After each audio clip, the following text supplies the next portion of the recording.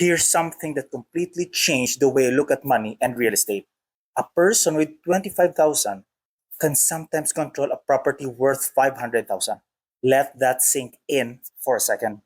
Hindi ka nagkamali sa pagdinig. 25,000 controlling a 500,000 asset. Most people think that you need 500,000 to buy a 500,000 property. Pero that's not how real estate works. Owner-occupied properties require as little as 5% down. For example, a property worth 500,000, you need 5% down is 25,000, and the bank finances the rest. The appreciation happens to the entire property, not just your down payment. Quick favor before we continue. If you enjoy content like this, please click the subscribe button. My goal is not just to document my journey.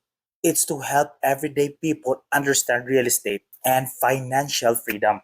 Every like and share and subscription helps us reach more people. The more people we can reach, the more people that we can help. I know some people, when they hear the word debt, they immediately get scared. But not all debt is bad. There's a big difference between good and bad debt. Bad debt usually takes money out of your pocket. Good debt helps you acquire a good asset, an asset that can appreciate, build equity, potentially generate income. A properly managed mortgage on a quality property can be a good example of good debt because that debt helps you control an asset. Most people hear real estate investing and think, hindi ko afford, kulang pa savings ko. Maybe sometime next year, kapag mataas na yung income ko. I used to think the same way. Meanwhile, rents go up, inflation goes up, property values go up. Habang naghihintay ka, the target keeps on moving.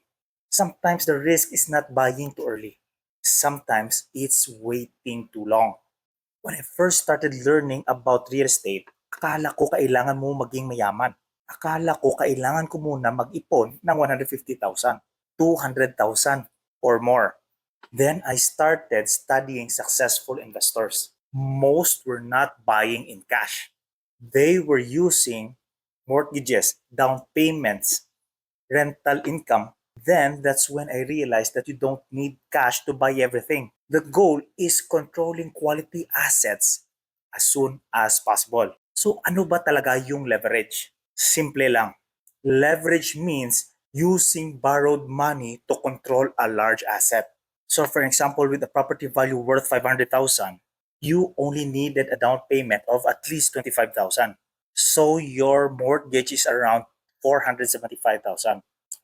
Without leverage, you need the whole 500,000. With leverage, you only need to put down 25,000. But after closing, after signing that paper, property is worth 500,000. Your down payment becomes equity. The bank holds the mortgage. The bank doesn't own your appreciation. The bank doesn't share with your profits. They simply want their mortgage payments. Think about this. Put 25,000 into a savings account. Your returns or your interest earned from the 25,000 is based on that 25,000.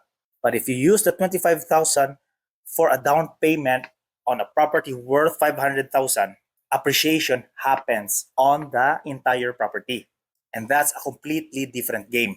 Property goes from 500,000 to 550,000. That's a $50,000 increase.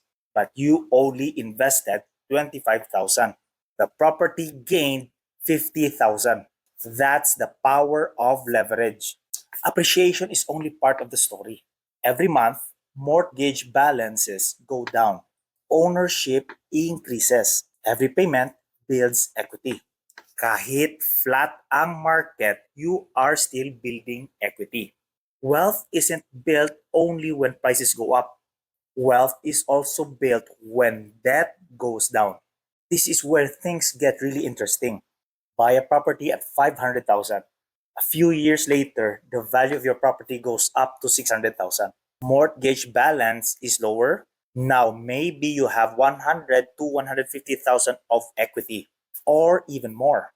Most people stop here. But investors think differently. They ask, how can this equity help me buy another asset? Because equity is not just a number. Equity can become opportunity. This is where many people get their biggest aha moment. Most investors don't save another down payment from scratch every time. Instead, appreciation happens. Mortgage pay down happens. Your equity grows. Then use that equity to help acquire another property. In other words, equity becomes the fuel that helps expand your portfolio. So here's an example. Property number one builds equity. Property number two, part of the equity helps buy another property. Now, two properties are building equity. Property number three, you have more appreciation, more mortgage paid down, more equity. Now, three properties are building wealth. One property helps you buy the next one. That's how many investors scale over time.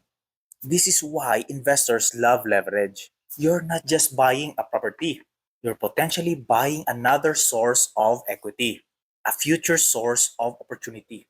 So remember this, leverage helps you buy the first property, equity helps you buy the next one. Time helps both grow, and that's worth repeating. If you buy a good property, leverage helps, but a bad property, it magnifies your mistakes. So, for example, if a tenant leaves, rent stops, but your mortgage continues. That's why successful investors focus on cash flow, reserves, due diligence, and quality location. Leverage isn't dangerous by itself. Poor decisions are. When I first learned about leverage, akala ko at first utang lang siya.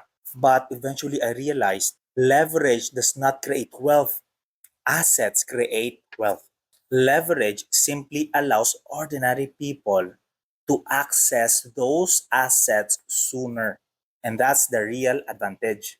If you've been waiting because you think that you need hundreds and thousands of dollars to start, hopefully this video changed your perspective. Real estate is not about getting rich overnight.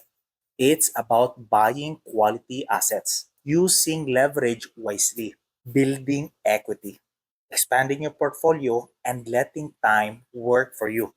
If you found value in this video, hit like, subscribe, share it with someone who wants to start real estate investing.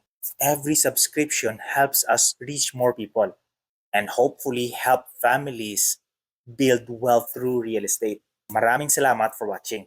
See you in the next video.